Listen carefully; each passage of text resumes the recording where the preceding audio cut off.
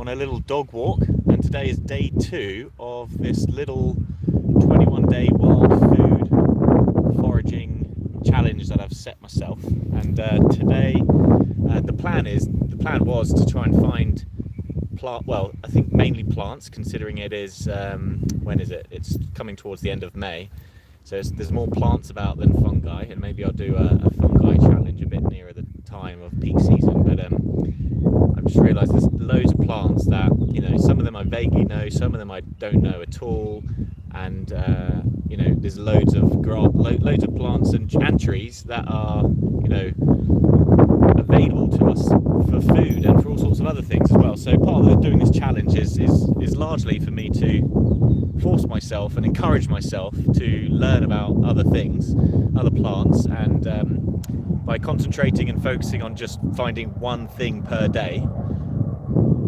I'm giving myself a good chance of actually, just not getting overwhelmed by the plethora of stuff that's out there, and actually just sticking to one thing, learning some stuff about it and sharing that with you guys. And yesterday, day 1 on our little walk in Berkshire, we found something I sort of knew but didn't really know, and I must confess I haven't fully done loads of research on it overnight to share with you guys now, but it was what was it? It was I'm mind blanking now, but I think it was a type of chickweed, and the other name for it, all these things have so many different common names. I can't remember the Latin name, but one of its common names I think was stitchwort. And one thing I can tell you is that I learned about overnight was in these common names that have the 4-letter words of wart, W-R-O-T, attached to or at the end. Apparently that's a common sort of attachment to give to plants and herbs that have some sort of medicinal properties to them and have been used in the past for medicinal work. So when you come across a common plant name that has wart in it, it's more than likely that it is probably maybe edible, but also it's more than likely that it's been used in the past for medicinal reasons, which I thought was an interesting fact. And there you go, I've shared one thing with you. So today's walk, anyway, let me make this quick. It's a Saturday, and I've got my dad and my brother on their way up to come see me, and we're going to go into London and we're going to watch a rugby game at Twickenham Stadium, which I'm excited about, the Harlequins Gloucester. So that should be really fun to do. So I have spotted something, and it is down here, and this again is something that I've been taught once or twice before, but realised actually this is a really nice wild plant. I see it very commonly everywhere, and oh look, there's a big bunch of walkers coming. Maybe they can learn about this plant with me. But yeah, I see this plant everywhere, and it's a really pretty plant. And before I start chatting your ears off, let me just spin you around and show you. Avoid the walkers for a minute. But this is it here. It's this little one here with the purple flowers. I'll just let you absorb that. Right, let me just pick 1 or 2 little strands here. So if you can see that, it's folding on me. It's so the common name to this, and again I need to do the research, I don't know the Latin name, and all of these things have loads of common names and stuff, but this is a type of vetch. I don't believe it's the one that's known as the common vetch, although it's extremely similar. I think this is more the common name is the thin-leaved vetch, because compared to the common vetch, if you look at the leaves on here, which are going up these little stems oppositely, these are much thinner than if you were to Google the common vetch. They're slightly fatter leaves. But there's lots of different types in this family. I'm going from memory here, from when I've been taught or something I've read in a book in the past. But so these are completely edible, go really well in salads. They're part of the pea family, and they taste pretty good. But the warning that comes with these is you want to know that they have purple flowers. As I've read and as I stand it, and I'm no expert, so do your research and everything, and be sensible. But if they have purple flowers, they're in the ones that are good to eat and a pleasure to eat and go really well, and they look great as well, even just as garnish. But if they don't have purple flowers, if they have white or anything else, then they're the ones that you want to avoid. So let me spin you around, and I will show you me eating it, and I'll remind myself of what this tastes like. You can eat the flowers and everything, and actually it's amazingly like if you've ever eaten fresh pea shoots, it's literally just like that, but it's, you know, slightly different, slightly more wild, and just a real pleasure. And there's loads of it, you know, if you're just walking along and you get all this wild grasses, and if you've got any sort of country paths where it's overgrown either side and things like that, you'll get a lot of this. Let me spin you back round. You get a lot of this stuff, excuse me, you know, growing there. And what you want to look out for, excuse the wind noises, by the way, I haven't got a full-blown mic set up yet for wind.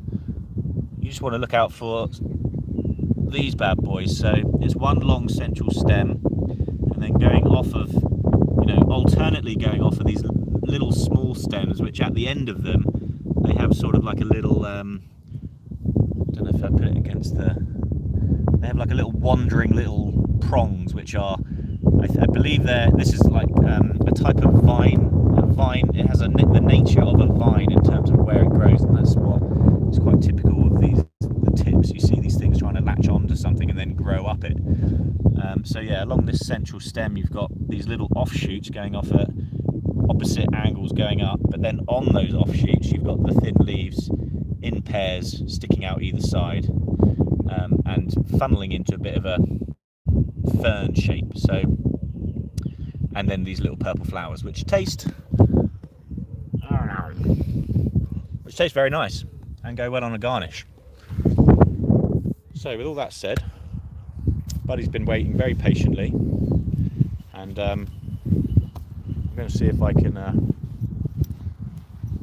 put you on. There's another dog on its way, so we'll see what happens. Buddy, sit. Good boy. Right, let's see if he can catch it. Go on, get it. Sorry, I didn't really know what I was doing there. I haven't got enough hands. I've got a tennis racket with me, which I've been hitting the ball with him, but don't have enough other stuff with me to hold a camera as well. Anyway, let me spin you back around. So that's it for day 2.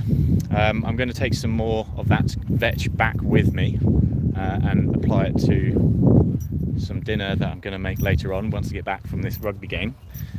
Also, if you want to follow more details in between doing these lives, you know, with what I'm doing with the wild plant, with the wild edible that I'm finding, or what I'm learning, then I'll put a few more updates on Instagram.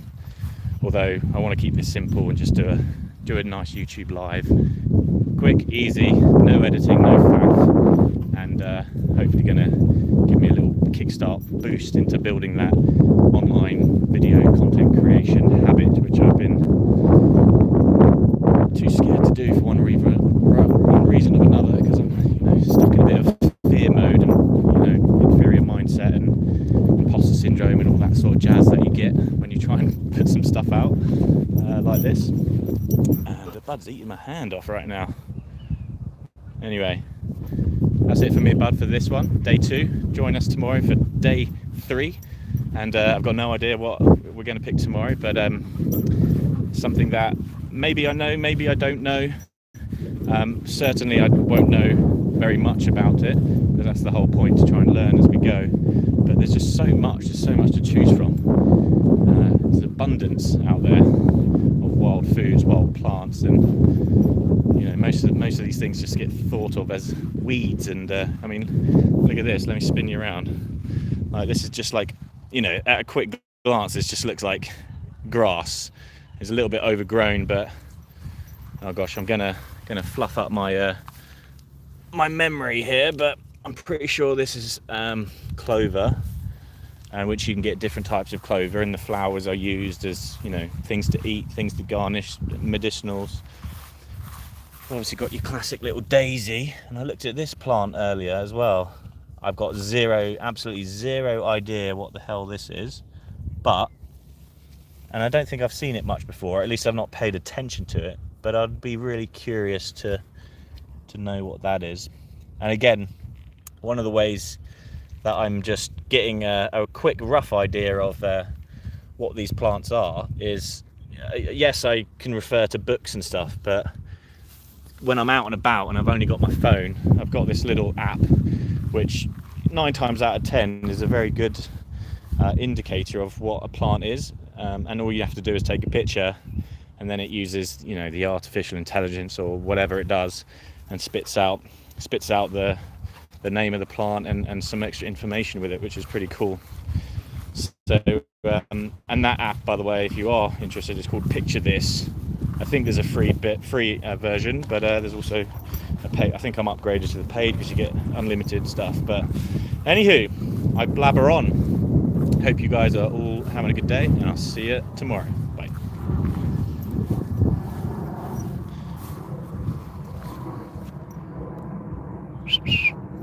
Spin. Other way. Down. Boomerang.